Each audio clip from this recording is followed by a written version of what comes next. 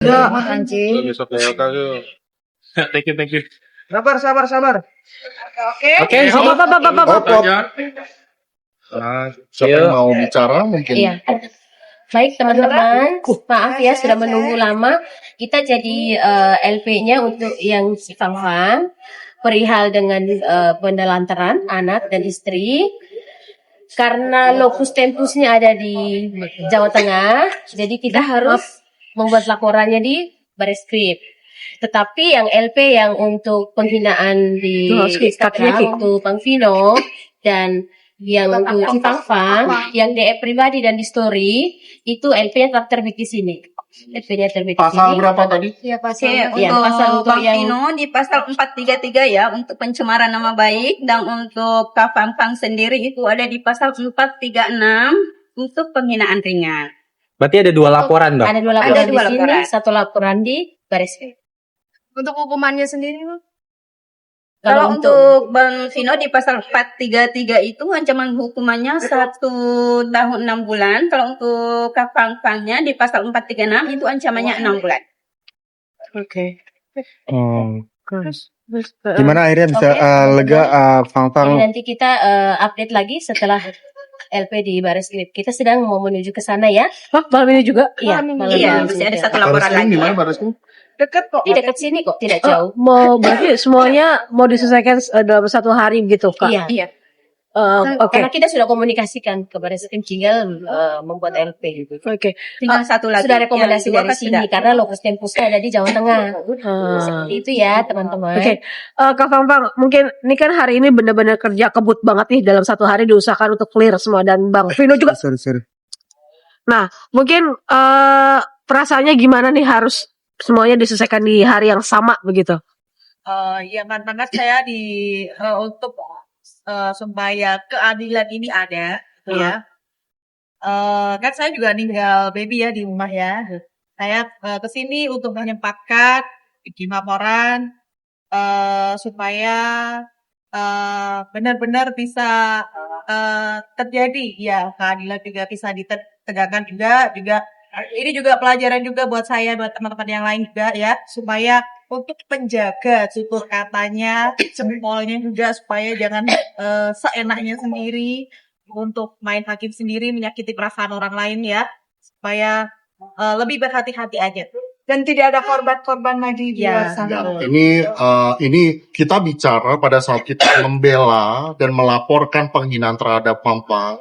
Kita ini berbicara tidak hanya seorang Fang aja. Kita di sini berbicara mewakili seluruh wanita yang ada di tanah air. Jika satu wanita dihina, lalu terjadi pembiaran, dan ini secara otomatis akan memberikan pesan kepada mereka, para pelaku kejahatan, untuk melakukan hal yang sama terhadap wanita-wanita lain. Nah, biar ini jadi pembelajaran. Jika ada satu wanita yang sedang hamil, seorang ibu yang dihina, biar ini jadi pembelajaran juga bahwa tidak ada pelaku yang bisa dikatakan kebal hukum ya teman-teman. Jadi kita di sini berbicara, kita bukan hanya membela seorang Fang aja, tapi seluruh wanita di Indonesia yang mengalami hal yang sama. Jika Anda mengalami penghinaan dan intimidasi, jangan takut untuk speak up dan melaporkan. Ya. Yang diinginkan Kak Fang apa sih, Kak? Yang diinginkan saya tetap keadilannya ya, sesuai dengan apa yang dilakukan itu. Oke. Bang, Kalau ini kan misalkan ada mediasi, apakah akan memaafkan atau seperti apa nih, Kak? Saya rasa mediasi hanya dilakukan di meja hijau ya. Saya rasa ya. Berarti tetap kekeh ya, Bang? menutup pintu damai di luar. Saya hanya bisa mengatakan bahwa proses hukum tetap harus dijalankan. Apakah terlepas itu nanti berdamai di persidangan atau tidak, saya ingin proses hukum tetap berjalan. Karena jujur, dari apa yang saya analisa, keluarga ini selalu bertindak seperti seolah-olah mereka kebal hukum. Bahkan sampai hari ini, walaupun pihak VP tahu istrinya telah mengalami penghinaan, dari pihak VP pun tidak ada permintaan maaf. Bahkan tidak ada klarifikasi membela istrinya soalnya. Ya, keluarga ini tidak ada satupun yang minta maaf. Dan sangat-sangat trouble. Kenapa saya bilang trouble? Kemarin ibunya bermasalah dengan siapa? Kalina. Kalina. Nah, sekarang PP-nya seperti ini ya sudahlah. Adiknya pun juga sekarang ikut-ikutan. Ini bagaimana ya? Kok Satu keluarga sekeluarga begini semua? Apakah mereka merasa dirinya kebal hukum, ya bisa sewenang-wenang? Lihat gak sih perilaku-perilaku yang kamu juga kaget pada akhirnya? Kaget dalam artian gimana? Ya perilaku-perilaku yang Ternyata kamu perilaku. nggak nyangka lah gitulah dari VP ini sendiri saat menjalani rumah tangga itu ya maksudnya. Kalau dari VP-nya sendiri sih selama ini baik ya. Iya. Kalau dari VP-nya sendiri untuk hal intimidasi seperti ini sih dia baik. Jadi kalau dari intimidasi sendiri sih memang bukan dari VP-nya. Lebih dari keluarganya Lebih dari seseorang yang kami duga adiknya. Tapi kok yang lucunya VP ini melakukan pembiaran. Kok istrinya dihina, istrinya diintimidasi, VP kok seolah-olah acuh tak acuh, seolah-olah acuh dan tidak peduli. Ya. Tapi sebelumnya tuh udah kenal atau udah dekat sama adik-adiknya ini nggak sih Kak? Kalau deket enggak. Jadi kita cuma hanya tahu ya kalau itu adiknya gitu. Tapi kalau dekat ngobrol kita nggak tahu. Tapi sementara ibunya di pagi-pagi Amir bilang kenal dekat sama kamu, itu benar? Enggak. Saya nggak pernah. Nggak pernah ketemu kamu sama ibunya? Pernah ketemu, cuma kita nggak pernah ngobrol. Tapi bilangnya kenal dekat sekali dengan kamu ya. Dia bilang katanya di pagi-pagi di acara itu Pagi-pagi ketemu aja. 2 minggu yang lalu, nggak salah itu. Dekat sekali dengan Fang-Fang, katanya Enggak, sering enggak. pergi bareng apa enggak ya? Enggak. Saya memang tahu ya pernah ketemu, tapi kita nggak pernah ngobrol. Jadi kalau misalkan hanya tahu, oh ini punya saya Fang itu tahu. Tapi untuk ngobrol, apalagi dekat itu nggak pernah. Tapi cukup kaget nggak sih mengetahui kalau si keluarga ini ternyata maksudnya Kalau cukup kaget ya, karena kan kita tahu setelah deket ya. Kalau dulu, kalau sebelum deket kan kita nggak tahu ya. Maksudnya saya juga nggak tahu ada kasus atau bagaimanapun. Dan saya juga bukan orang yang ngikutin keluarga ini gitu ya. Jadi saya nggak tahu. Tapi kalau sekarang setelah dekat, sampai terjadi hal seperti ini cukup kaget juga sih. sejauh ini setelah ada info laporan mungkin sudah ada etikat baik menghubungin atau Belum. sama Jadi sekali. sampai detik ini pun, sampai saya waktu itu nge-build up DM itu ke media juga, itu tidak ada permintaan maaf sama sekali, baik itu dari VP maupun dari yang bersangkutan ke saya juga tidak ada. Berarti sekarang statusnya sama VP ini gimana Pak?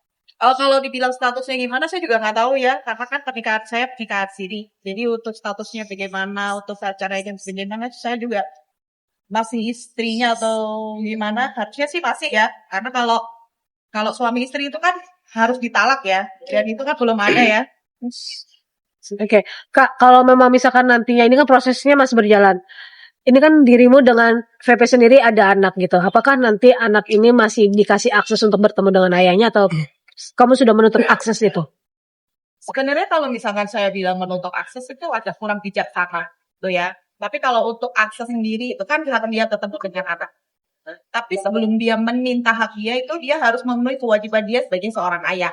Tuh. Jadi untuk kita kan tidak bisa kita menuntut hak kita, tapi kita tidak melakukan kewajiban kan kita tidak bisa. Jadi saya berharapnya ketika dia menuntut hak ya kewajibannya dia harus dilakukan. Nah, berarti untuk penegasan sudah tidak diberi nafkah sejak apa? Terakhir saya diberi nafkah itu yang 500.000 itu. Ya dulu itu ya hari apa itu ya? Sebelum lahiran itu ya. Jumat kalau nggak salah. Jumat. Hari Iya. Jumat. Kita podcast di Bunda Maya itu hari Selasa ya? Sebelum Bunda Maya ya? Iya sebelum Bunda Maya. Kita podcast di Bunda Maya itu kalau maaf ya, mohon koreksi jika salah. Kalau nggak salah kita podcast di Rumah Bunda Maya itu hari Selasa ya. Kita preskon pertama, transfer uang terakhir hari Jumatnya ya. Iya kalau nggak Jumat Sabtunya. 500.000. 500.000 teman-teman. Kalau buat makan ditransfer, kalau buat lahiran, rumah sakit didiemin, ya. Harus ngemis dulu. Jangan ngemis dulu, mending udah ngemis Iya, nggak baca. dikasih. Oh ya satu lagi teman-teman, ini saya baru dapat info terupdate. Di sini teman-teman ada yang ngikutin laporannya Fajar di Polda Jatim nggak? Yang bermasalah dengan VP juga, sound system. Ada yang tahu? Tahu tapi enggak. Oke, seorang korban bernama Fajar juga melaporkan VP ke Polda Jatim dan pada saat ini laporannya sudah sampai naik ke penyidikan juga. Ini permasalahan penipuan dan penggelapan sound system ya. Kalau nggak salah nilainya 200 juta. Nah, Fajar kemarin baru cerita sama saya, dari pihak VP kemarin mendatangi Polda Jatim, boleh dicek ya, menawarkan kepada Fajar perdamaian dengan uang sebesar 50 juta. Nah, saya sama Fajar nih jadi bingung nih. Lah, ini kan jumlah yang sama yang dijanjikan ke Fang. Apakah uang tersebut tidak sampai ke klien kami karena uang tersebut oleh VP mau digunakan untuk berdamai dengan Fajar? Ya saya tidak tahu. Tapi menurut informasi dari Fajar, untuk laporan di Polda Jatim yang sudah naik ke penyidikan, dari pihak VP menawarkan Fajar dana sebesar 50 juta. Ya, tapi Fajar menolak dan ingin tetap meneruskan ini ke jalur hukum.